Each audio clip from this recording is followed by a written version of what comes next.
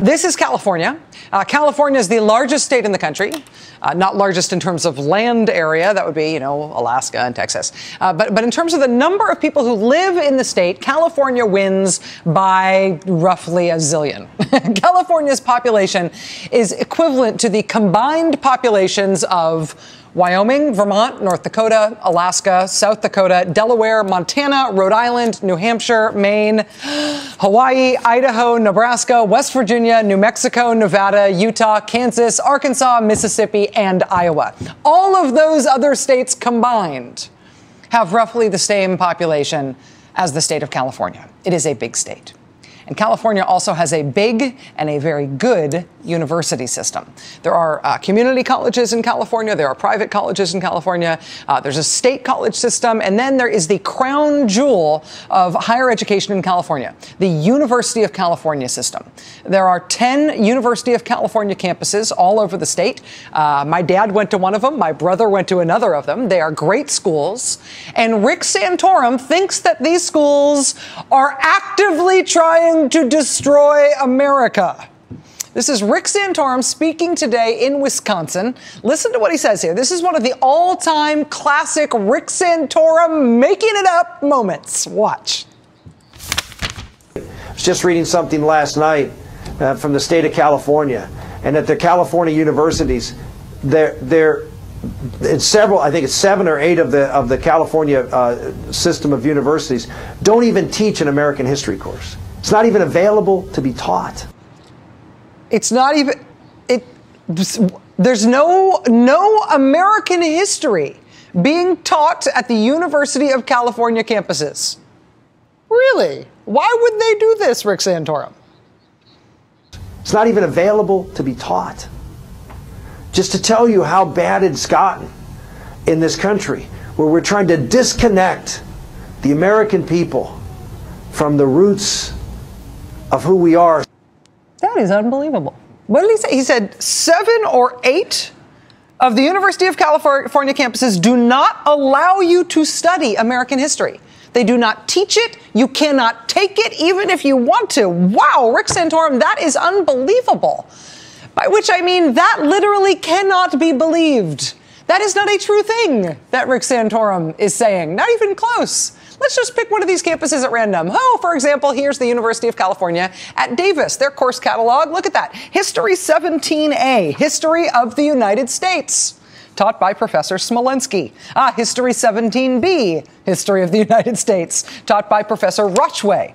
History 102M, United States since 1896. History 170B, the American Revolution, 1763 to 1790. Now, this one starts in 1763, so maybe that doesn't count as America because we weren't officially America yet.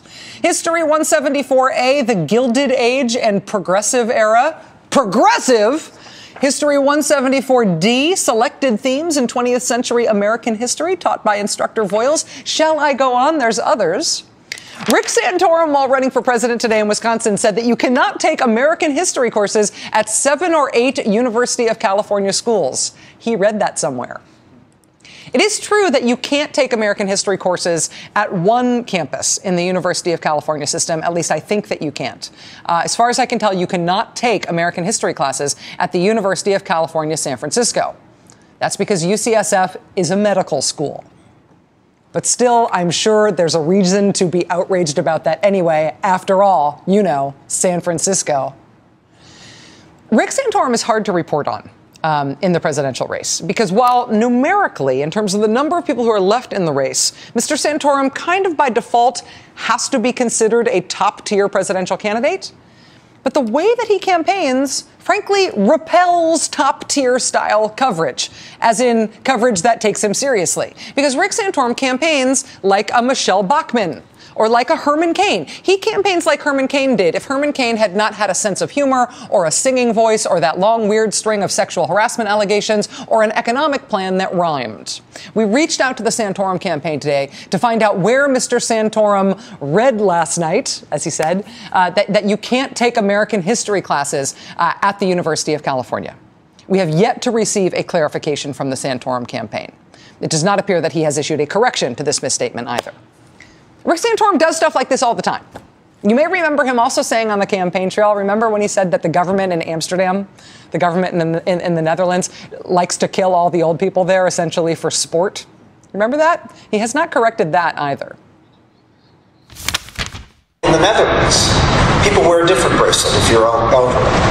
And the bracelet is, do not euthanize me.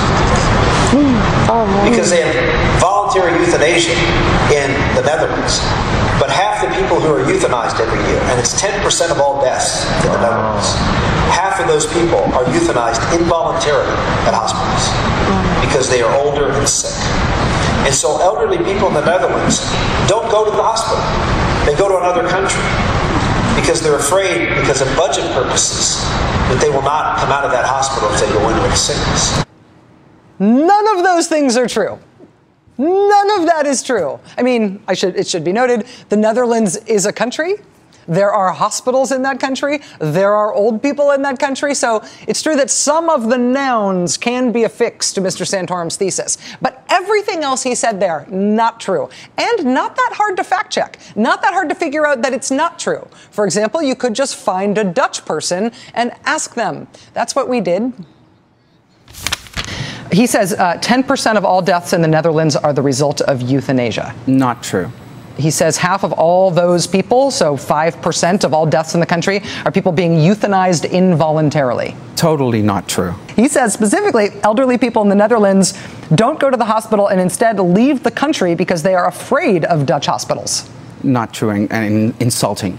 Elderly people wear specialty bracelets in the Netherlands that say, please don't euthanize me. Would be cool, right? But no. Yes. I have not seen one. I don't know if Rick Santorum will ever apologize for the 100% made up, totally untrue, hysterically wrong thing that he said today about the University of California.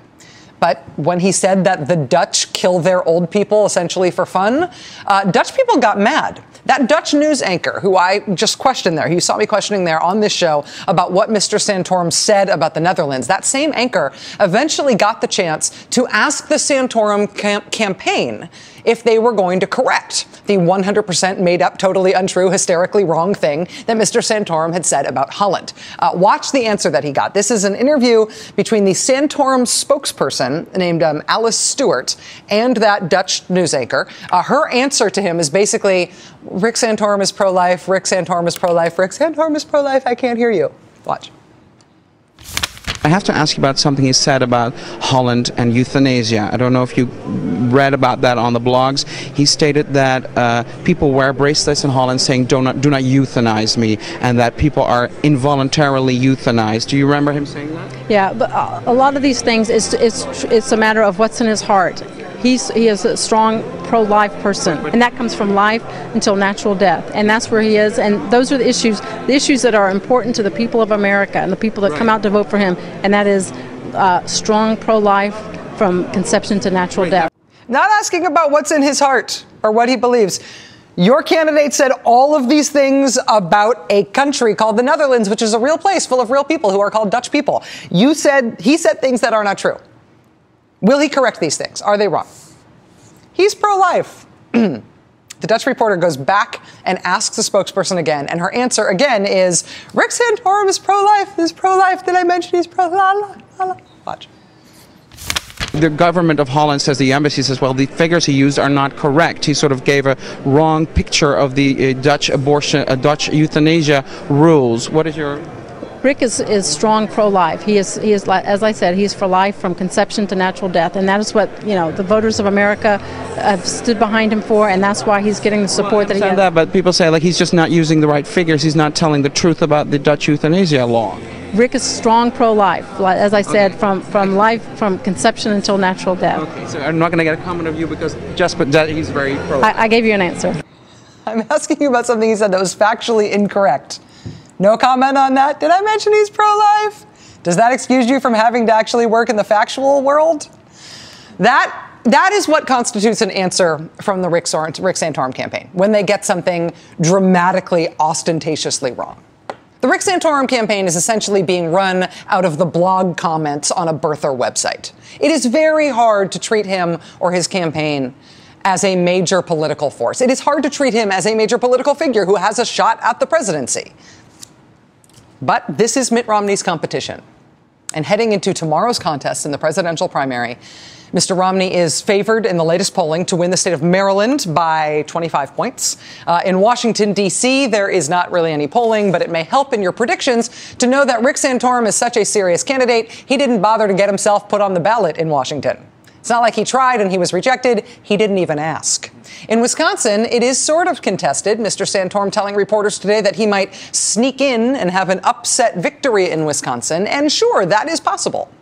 But even the pro-Mitt Romney late developments in Wisconsin ahead of that primary tomorrow reflect the main dynamic in the Republican race this year, which is not about the strength of Mitt Romney as a frontrunner. It is about the weakness of his rivals. The Milwaukee Journal-Sentinel, a relatively conservative newspaper in Wisconsin, did endorse Mr. Romney today. But this is not going to be the kind of endorsement that is easily quoted by the Romney campaign. I mean, I'm sure they will find a way to creatively excerpt it to make it look like it was awesome. But what the endorsement actually says is this, quote, "He is the clear choice in an uninspired and now dwindling field. Romney's finger to the wind tacking across the political sea leaves us to wonder if he is anchored anywhere. We do wonder which Romney we will see in the fall.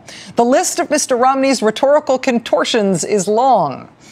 And then after short, sort of horrified-sounding descriptions of what the other candidates have to offer, the Milwaukee Journal-Sentinel concludes that Mr. Romney, as a, quote, flawed frontrunner, is the best choice for Republicans, considering the other options. 7 or 8 of the California system of universities don't even teach an American history course. It's not even available to be taught. What are you talking about? How can you possibly be one of the last guys standing in this race? It is a national race for a very important job. You're the competition. Yes, the flawed, finger to the wind, uninspired, contortionist, unanchored guy is better than Rick Santorum. But that says more about Rick Santorum than it says about Mitt Romney.